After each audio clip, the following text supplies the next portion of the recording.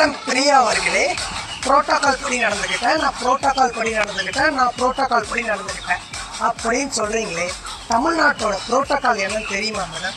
ஒரு தமிழ்நாட்டில் ஒரு மாநிலம் நடத்துகிற நிகழ்ச்சியாக இருந்தால் ஃபஸ்ட்டு முதலமைச்சர் விளக்கேற்றணும், அதுக்கப்புறம் அமைச்சர்கள் விளக்கேற்றணும், அதுக்கப்புறம் எம்எல்ஏ அவர்கள் விளக்கேற்றணும், அதுக்கப்புறம் தான் மேயர் நீங்கள் விளக்கேற்றணும், அதுக்கப்புறம் ஐஏஎஸ் அதிகாரி அவங்க விளக்கேற்றணும். இதுதான் புரோட்டோகால். தெரியுங்களா மேடம் உங்களுக்கு? அது இல்லாமல் ஏதோ சொல்கிறீங்க, ஐஏஎஸ் அதிகாரிகளுக்கு நான் ரொம்ப முன்னுரிமை கொடுத்தேன், அதனால தான் ஐஏஎஸ் அதிகாரிகளை ஏற்ற வச்சேன். இதே ஐஏஎஸ் அதிகாரிகளை முன்னுரிமை கொடுத்த சொல்கிற மேடம் தான் குடியரசு தின விழாவில் ராதாகிருஷ்ணன் அவர்கள் ஒருத்தருக்கு அவார்டு வழங்குறாங்க. அதில் சிறப்பு விருந்தினருக்கு சில பேர் வராங்க, அதுக்கு அவார்டு வழங்குறாங்க.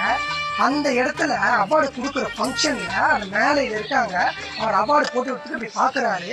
அந்த டைமில் மேடம் பிரியா மேமுக்கு ஒரு ஃபோன் வருது. அந்த ஃபோன் எடுத்துக்கிட்டு